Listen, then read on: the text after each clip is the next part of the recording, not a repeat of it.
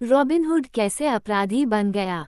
पुराने समय में जब अच्छे राजा हेनरी द्वितीय ने इस भूमि पर शासन किया था, तब नॉटिंघम टाउन के पास शेरवुड वन के हरे भरे मैदानों में एक प्रसिद्ध डाकू रहता था जिसका नाम रॉबिन हुड था। कोई भी तीरंदाज कभी नहीं रहा जो इतनी कुशलता और चालाकी से ग्रे गूज तीर को तेजी से मार सके, नहीं कभी कोई ऐसा योद्धा हुआ जो उसके साथ हरे भरे जंगल में घूमता था। वे शेरवुड वन की गहराई में बहुत खुश रहते थे, न तो किसी चिंता में और न ही किसी कमी में, बल्कि तीरंदाजी या डंडे के खेल के मौज मस्ती में समय बिताते हुए, राजा के हिरन के मांस पर अक्टूबर की शराब के घूंटों के साथ अपना समय बिताते हुए। न केवल रॉबिन स्वयं बल्कि उसका पूरा गिरोह अपराधी था और अन्य लोगों से अलग रहता था, फिर भी वे आसपास के ग्रामीण लोगों के प्रिय थे, क्योंकि जरूरत के समय कोई भी व्यक्ति मदद के लिए रॉबिन के पास नहीं आता था और खाली हाथ लौट जाता था। और अब मैं बताऊंगा कि यह कैसे हुआ कि रॉबिन हुड कानून के दायरे से बाहर हो गया। जब रॉबिन 18 साल का युवा था, मजबूत मांसपेशियों वाला और दिल का साहसी, नॉटिंघम के शेरिफ ने एक शूटिंग मैच की घोषणा की और नॉटिंघमशायर में सबसे अच्छा तीर चलाने वाले को एक बट का इनाम देने की पेशकश की। अब रॉबिन ने कहा, मैं भी जाऊंगा, क्योंकि मैं अपनी लड़की की चमकदार आंखों के लिए एक तार खींचना चाहता हूं और एक बट बढ़िया अक्टूबर की शराब पीना चाहता हूं। इसलिए वह उठा और अपना अच्छा मोटा युद्ध धनुष और 20 या उससे ज्यादा चौड़े कपड़े के तीर लिए और लॉकसले टाउन से शेरवुड फॉरेस्ट होते हुए नॉटिंघम के लिए चल पड़ा। यह मई के मौसम में दिन की भोर का समय था, जब घास के मैदान हरे होते हैं और फूलों से घास के मैदान सजे होते हैं।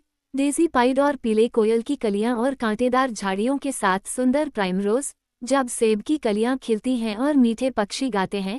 भोर में लाख, थ्रॉस्टल कॉक और कोयल, जब लड़के और लड़कियां एक दूसरे को मीठे विचारों के साथ देखते हैं। जब व्यस्त गृहिणियां चमकीले हरे घास पर ब्लीच करने के लिए अपने लिनन को फैलाती हैं।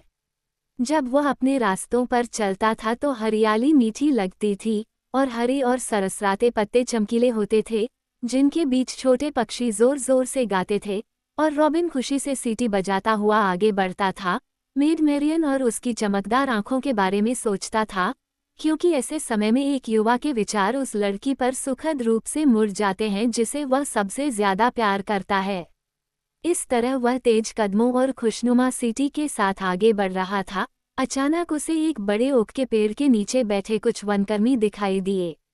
कुल 15 लोग थे, जो एक बड़े पेस्ट्री के चारों ओर बैठकर दावत और शराब का आनंद ले रहे थे, जिसमें से हर एक व्यक्ति ने खुद की मदद की, अपने हाथों को पाई में डाला और जो कुछ उन्होंने खाया उसे बड़े बड़े बियर के सींगों से धोया, जिसे उन्होंने पास में खड़े एक बैरल से झागदार रूप में निकाला।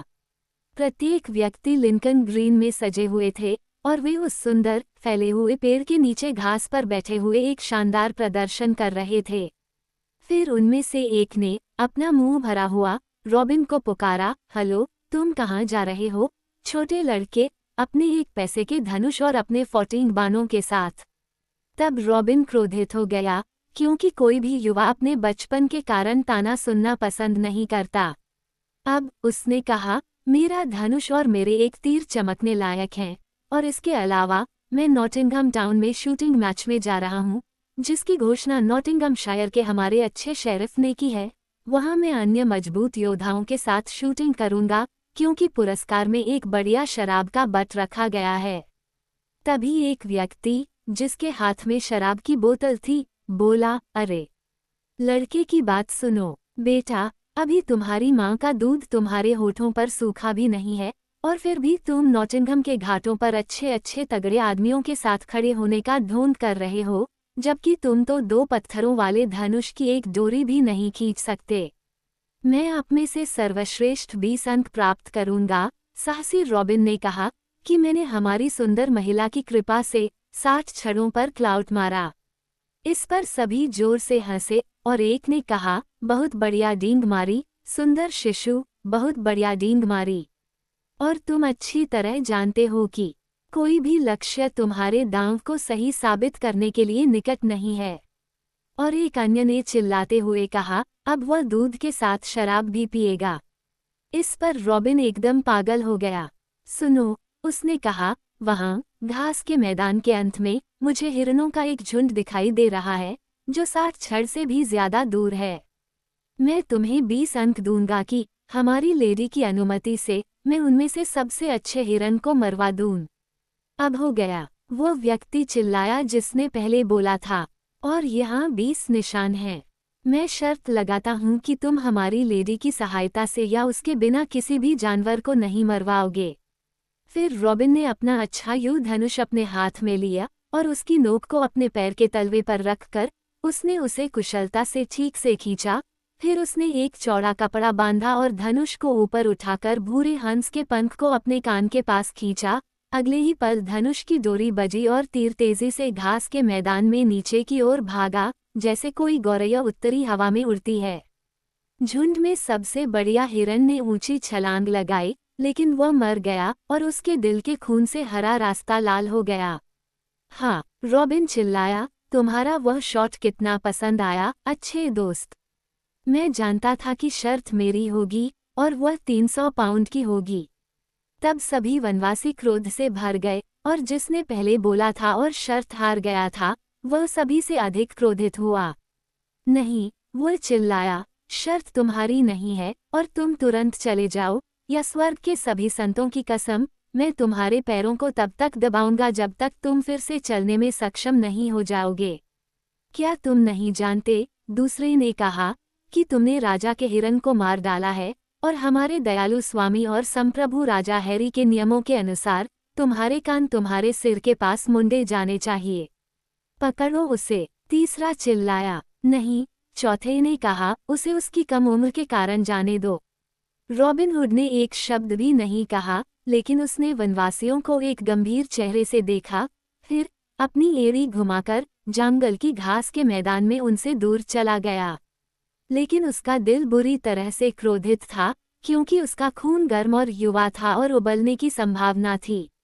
अब यह उसके लिए अच्छा होता जिसने पहले बोला था अगर वह रॉबिन हुड को अकेला छोड़ देता, लेकिन उसका गुस्सा बहुत बढ़ गया था, क्योंकि वह युवक उससे बेहतर हो गया था और इसलिए भी क्योंकि वह शराब के गहरे घूंट पी रहा था। इसलिए अचानक, बिना किसी चेतावनी के, वह अपने पैरों पर खड़ा हो गया और अपने धनुष को पकड़कर उसे एक शाफ्ट पर लगा दिया। हाँ, उसने चिल्लाया, और मैं तुम्हें जल्दी से जल्दी मारूंगा। और उसने रॉबिन के पीछे सीटी बजाते हुए तीर चलाया। रॉबिन हुड के लिए यह अच्छा था कि उसी वनपाल का सिर शराब के नशे में घूम रहा था, वरना वह कभी एक कदम भी आगे नहीं बढ़ता। वैसे भी तीर उसके सिर से 3 इंच की दूरी पर सीटी बजाता हुआ निकल गया। फिर वह पलटा और जल्दी से अपना धनुष निकाला और बदले में एक तीर वापस भेजा। तुमने कहा था कि मैं कोई धनुर्धर नहीं हूँ, वह ऊंची आवाज में चिल्लाया, लेकिन अब फिर से कहो। तीर सीधा उड़ गया।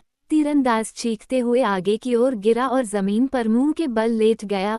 उसके तीर उसके तरकश से निकलकर उसके चारों ओर खड़खड़ा रहे थे। भूरे हंस का तीर उसके दिल के खून से भीगा हुआ था। फिर इससे पहले कि दूसरे लोग अपने होश संभाल पाते, रॉबिन हुड हरे जंगल की गहराई में चला गया।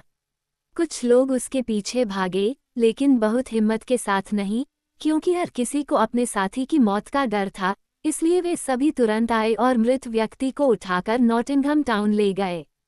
इस बीच रॉबिन हुड हरे जंगल से भाग गया। हर जगह से सारी खुशी और चमक गायब हो गई थी, क्योंकि उसका दिल अंदर से बीमार था और उसकी आत्मा को यह एहसास हो रहा था कि उसने एक आदमी को मार डाला है। हाय, वह चिल्लाया, तुमने मुझे एक ऐसा धनुर्धर ढूंढ निकाला है जो तुम्हारी पत्नी को मरोड़ देगा। मैं चाहता हूँ कि तुमने मुझसे एक शब्द भी न कहा होता, या मैं तुम्हारे रास्ते से कभी न गुजरा होता, या यहाँ तक कि मेरी दाहिनी तर्जनी भी इससे पहले कट गई होती। मैंने जल्दबाजी में वार किया, लेकिन मैं आराम से बहुत दुखी हूँ। और फिर अपनी परेशानी में भी उसे पुरानी कहावत याद आ गई कि जो हो गया सो हो गया और टूटा हुआ अंडा ठीक नहीं हो सकता।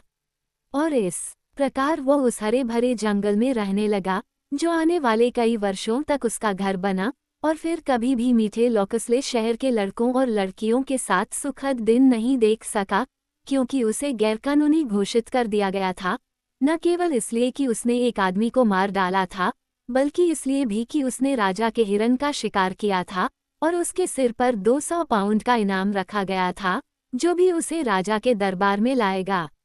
अब नॉटिंघम के शेरिफ ने शपथ ली कि वह स्वयं इस दुष्ट रॉबिन हुड को न्याय के कटघरे में खड़ा करेगा, और इसके 2 कारण थे। पहला, क्योंकि वह 200 पाउंड चाहता था, और दूसरा, क्योंकि रॉबिन हुड ने जिस वनपाल की हत्या की थी वो उसका रिश्तेदार था।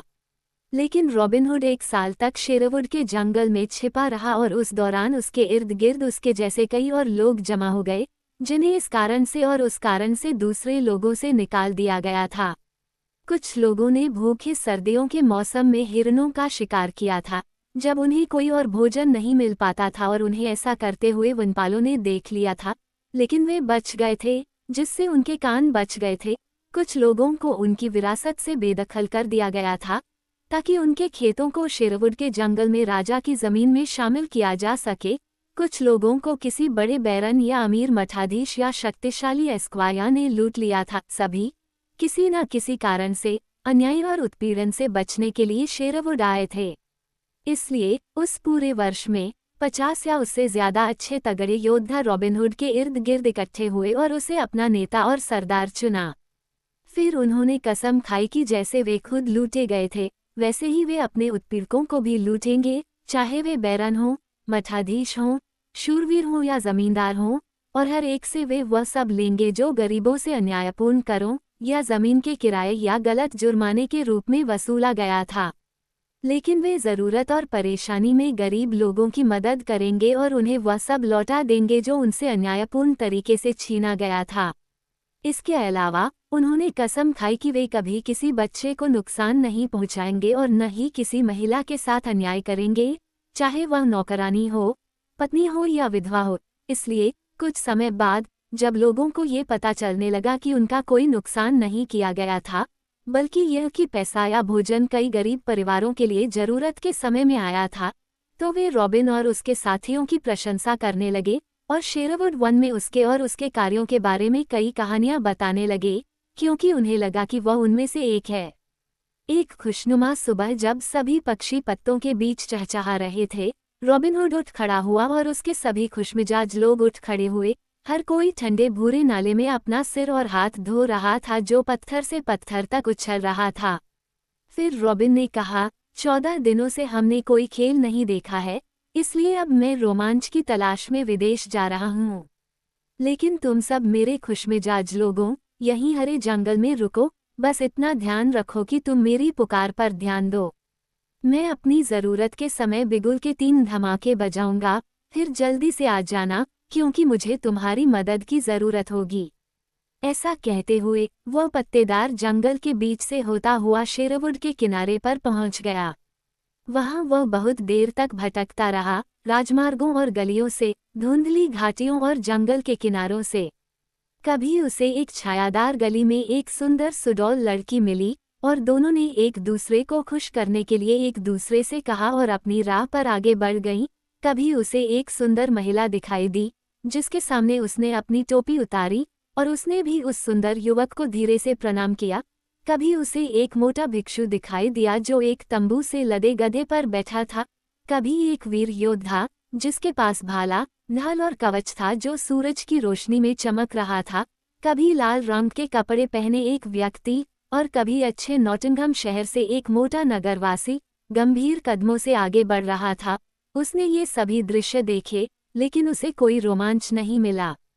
आखिरकार वह जंगल के किनारे से एक सड़क पर पहुंचा, एक ऐसा रास्ता जो एक चौड़ी कंकरीली धारा की ओर जाता था, जिस पर लकड़ी के लट्ठों से बना एक संकरा पुल था। जैसे ही वह इस पुल के पास पहुंचा, उसने दूसरी तरफ से एक लंबा अजनबी व्यक्ति आते देखा। इसके बाद रॉबिन ने अपनी गति तेज कर दी, और अजनबी ने भी ऐसा ही किया। हर कोई पहले पार करने की सोच रहा था। अब तुम पीछे हट जाओ, रॉबिन ने कहा, और बेहतर आदमी को पहले पार जाने दो। नहीं, अजनबी ने उत्तर दिया, तो फिर पीछे हटो और अपने आप को चमकाओ, क्योंकि मैं बेहतर इंसान हूँ, मैं भीगा हुआ हूँ। ये हम अभी देखेंगे, रॉबिन ने कहा, और तब तक तुम जहाँ हो वहीं खड़े रहो, अन्यथा संत एल्फ्रिडा के उज्ज्वल माथे के पास मैं तुम्हारी पसलियों के बीच कपड़े के शाफ्ट के साथ तुम्हें नॉटिंघम का अच्छा खेल दिखाऊंगा। अब अजनबी ने कहा, मैं तुम्हारी खाल को तब तक रंगूंगा जब तक कि वह भिखारी के लबादे के समान कई रंगों वाली न हो जाए। यदि तुम उस धनुष की एक डोरी को छूने का भी साहस कर सको जिसे तुम अपने हाथों में पकड़े हुए हो। तुम गधे की तरह बकबक कर रहे हो, रॉबिन ने कहा, क्योंकि मैं इस बाण को तुम्हारे गर्वीले हृदय में भेद सकता हूँ, इससे पहले कि कोई छोटा भिक्षु माइकल मास्टाइड में भुने हुए हंस पर अनुग्रह कर सके। और तुम एक काया की तरह बड़बड़ा रहे हो, अजनबी ने उत्तर दिया, क्योंकि तुम मेरे दिल पर निशाना साधने के लिए एक अच्छे युद्ध धनुष के साथ खड़े हो, जबकि मेरे हाथ में तुम्हारा सामना करने के लिए एक सादा कांटा छड़ी के अलावा कुछ भी नहीं है। अब रॉबिन ने कहा, मेरे दिल के विश्वास की कसम, मेरे पूरे जीवन में मुझे कभी भी कायर नहीं कहा गया। मैं अपना विश्वसनीय धनुष रखूंगा और अपने तीरों को इकट्ठा करूंगा, और अगर तुम मेरे आने की हिम्मत करोगी तो मैं जाकर तुम्हारी मर्दानगी की परीक्षा लेने के लिए एक डंडा काटूंगा। हाँ, शादी कर लो, मैं तुम्हारे आने का स्वागत करूंगा, और वह भी खुशी खुशी, अजनबी ने कहा, जिसके बाद वह रॉबिन की प्रतीक्षा करने के लिए अपनी छड़ी पर मजबूती से झुक गया। फिर रॉबिन हुड जल्दी से छत की तरफ बढ़ा और जमीन पर लगी ओक की एक अच्छी सी लकड़ी को काटा, जो सीधी, बिना नई लकड़ी की और 6 फीट लंबी थी, और वापस आकर उसमें से कोमल तने काटता हुआ आया, जबकि अजनबी उसका इंतजार कर रहा था, अपनी लकड़ी पर झुककर और सीटी बजाते हुए चारों ओर देख रहा था। रॉबिन ने उसे चुपके से देखा क्योंकि वह अपनी लकड़ी को काट रहा था, अपनी आंख के कोने से उसे सिर से पैर तक नाप रहा था, और उसे लगा कि उसने इससे ज्यादा हृष्ट-पुष्ट या मोटा आदमी कभी नहीं देखा था। रॉबिन लंबा था, लेकिन अजनबी उससे एक सिर और एक गर्दन लंबा था, क्योंकि उसकी ऊंचाई 7 फीट थी। रॉबिन के कंधे चौड़े थे, लेकिन अजनबी उससे दोगुने हथेली की चौड़ाई से भी ज्यादा चौड़ा था, जबकि उसकी कमर कम से कम 1 इंच मापी गई थी।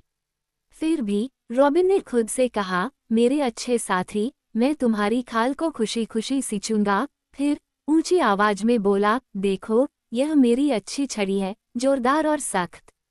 अब मेरे आने का इंतजार करो और हिम्मत करो और मुझसे मिलो और डरो मत।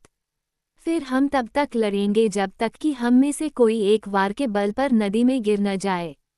शादी करो, यह मेरे पूरे दिल की बात है।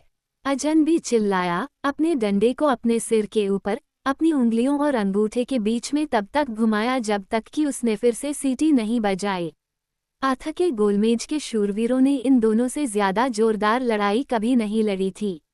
एक पल में रॉबिन तेजी से पुल पर चढ़ गया जहां अजनबी खड़ा था।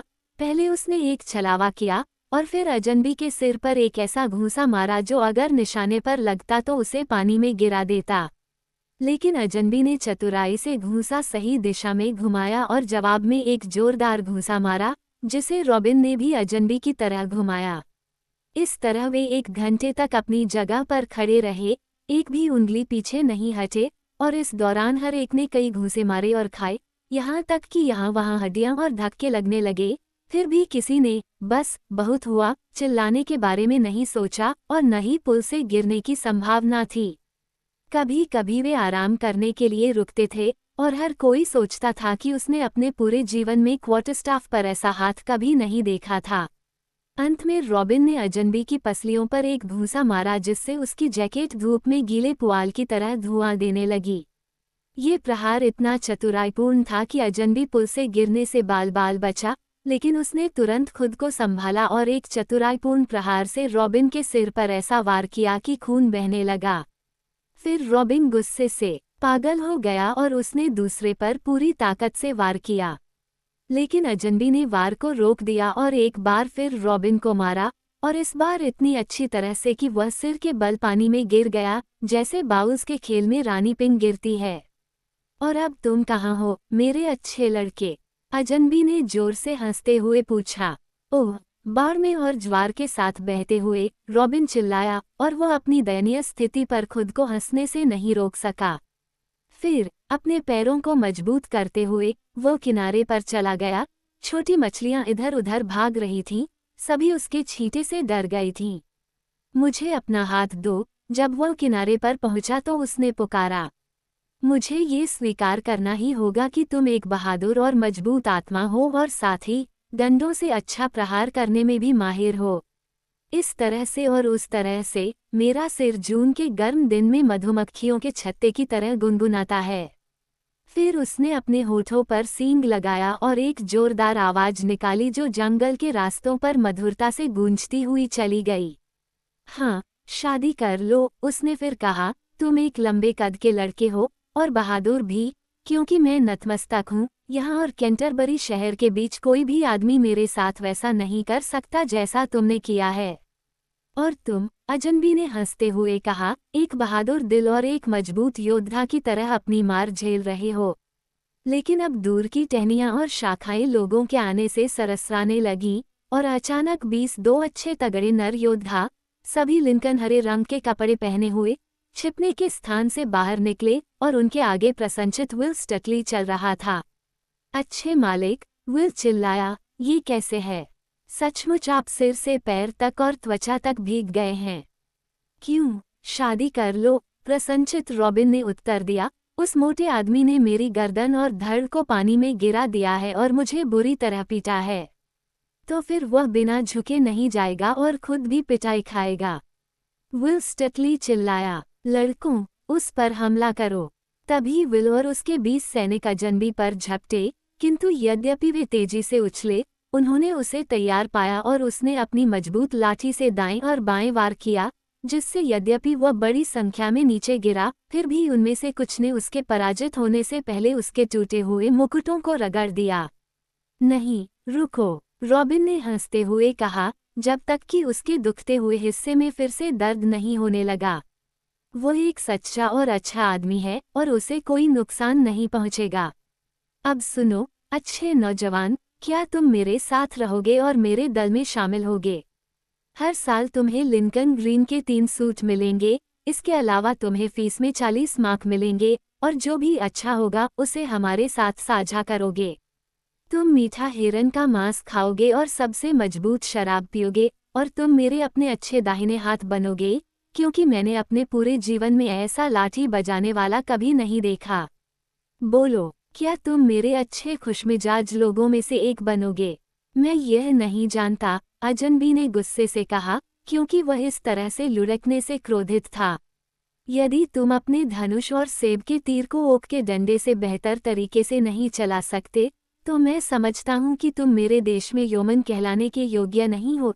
लेकिन यदि यहाँ कोई ऐसा व्यक्ति है जो मुझसे बेहतर तीर चला सकता है, तो मैं तुम्हारे साथ शामिल होने के बारे में सोचूंगा। अब मेरे विश्वास की कसम, रॉबिन ने कहा, तुम एक सच्चे दुस्साहसी कमीने हो, सर। फिर भी मैं तुम्हारे सामने ऐसे झुकूंगा जैसे मैं पहले कभी किसी इंसान के सामने नहीं झुका। अच्छा स्टटली, तुम 4 अंगुल चौड़ाई में एक सुंदर सफ़ेद छाल का टुकड़ा काट लो और उसे 80 गज दूर उस ओक के पेड़ पर लगा दो।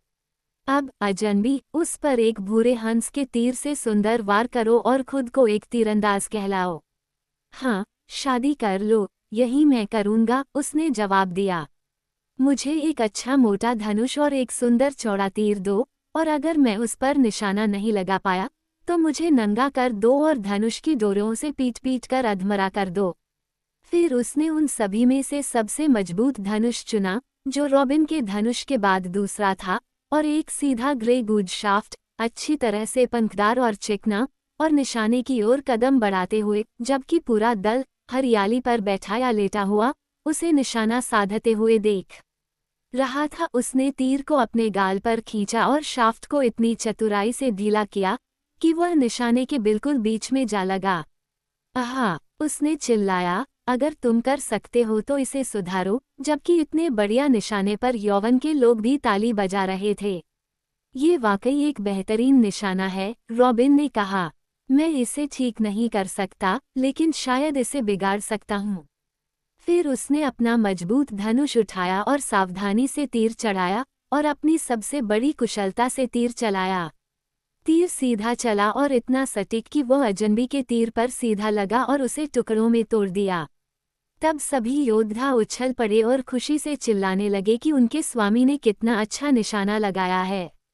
अब अच्छे संत विथोल्ड के जोशीले धनुष की कसम, अजनबी चिल्लाया, ये वास्तव में एक शॉट है, और मैंने अपने पूरे जीवन में ऐसा पहले कभी नहीं देखा। अब मैं सचमुच अब से और हमेशा के लिए तुम्हारा आदमी बनूंगा। अच्छा, एडम बेल एक अच्छा निशानेबाज था, लेकिन उसने कभी ऐसा शॉट नहीं मारा।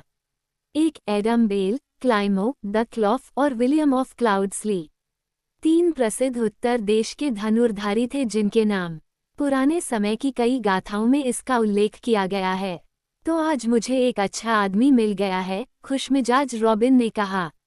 तुम किस नाम से जाने जाते हो, अच्छे साथी? अजनबी ने उत्तर दिया, जहां से मैं आया हूं वहां के लोग मुझे जॉन लिटिल कहते हैं। तभी विल स्टेटली, जो मजाक करना पसंद करता था, बोला, नहीं प्यारे छोटे अजनबी, उसने कहा, मुझे तुम्हारा नाम पसंद नहीं है और मैं चाहता हूं कि यह नाम कुछ और हो। तुम वाकई छोटे हो और तुम्हारी हड्डियां और नसें छोटी हैं, इसलिए तुम्हारा नाम लिटिल जॉन रखा जाएगा और मैं तुम्हारा गॉडफादर बनूंगा। फिर रॉबिन हुड और उसके सभी साथी तब तक जोर जोर से हंसते रहे जब तक कि अजनबी को गुस्सा नहीं आ गया। यदि तुम मेरा मजाक उड़ाओगे, उसने विल स्टेटली से कहा, तो तुम्हारी हड्डियां दुख जाएंगी और वेतन भी कम मिलेगा, और वह भी कम समय के लिए। नहीं अच्छे दोस्त, रॉबिन हुड ने कहा, अपना गुस्सा दबा लो, क्योंकि यह नाम तुम्हारे लिए बिल्कुल सही है। अब से तुम्हें लिटिल जॉन कहा जाएगा और लिटिल जॉन ही होगा। तो आओ मेरे खुशमिजाज लोगों, हम इस सुंदर शिशु के लिए नामकरण भोज की तैयारी करते हैं। इसलिए नदी की ओर पीठ करके वे एक बार फिर जंगल में चले गए, जहां से वे अपने कदम आगे बढ़ाते हुए उस स्थान पर पहुंच गए जहां वे जंगल की गहराई में रहते थे। वहां उन्होंने पेड़ों की छाल और शाखाओं से झोपड़ियां बनाई थीं और मीठे सरसों से बिस्तर बनाए थे जिन पर परती हिरनों की खालें बिछी हुई थीं। यहाँ एक बड़ा ओक का पेड़ था जिसकी शाखाएं चारों ओर फैली हुई थीं, जिसके नीचे हरिकाई की एक सीट थी जहां रॉबिन हुड अपने आसपास के तगड़े आदमियों के साथ दावत और मौज मस्ती में बैठा करता था। यहाँ उन्हें बाकी दल मिला, जिनमें से कुछ मोटी हिरनियों के जोड़े के साथ आए थे। फिर उन सभी ने बड़ी आग जलाई और कुछ समय बाद हिरनियों को भूनकर गुनगुनाते हुए एक बैरल में शराब भर ली।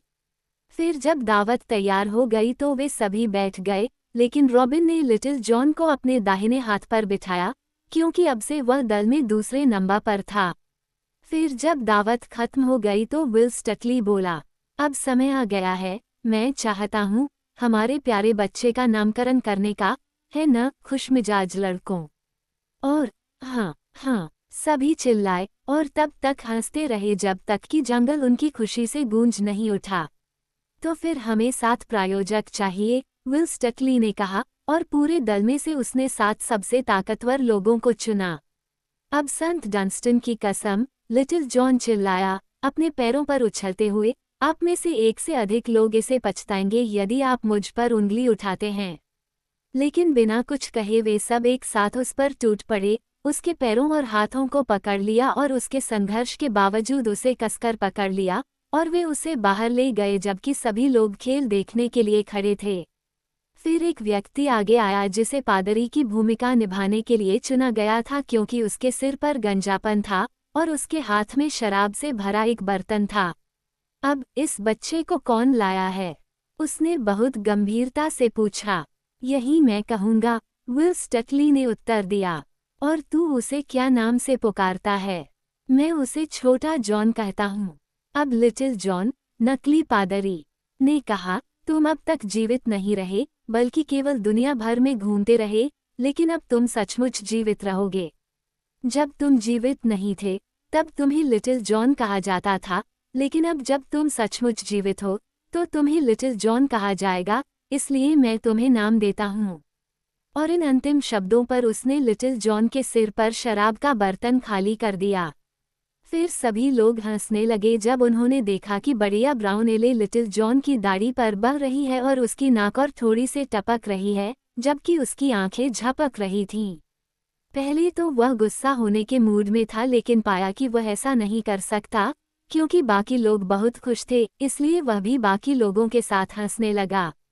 फिर रॉबिन ने इस प्यारे, सुंदर बच्चे को लिया, उसे सिर से पैर तक लिंकन ग्रीन रंग के कपड़े पहनाए और उसे एक अच्छा मोटा धनुष दिया, और इस तरह उसे खुशमिजाज बैंड का सदस्य बना दिया।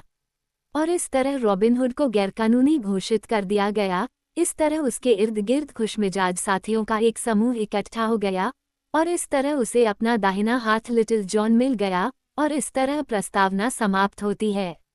और अब मैं बताऊंगा कि कैसे नॉटिंघम के शेरिफ ने 3 बार रॉबिन हुड को पकड़ने की कोशिश की और कैसे वह हर बार असफल रहा।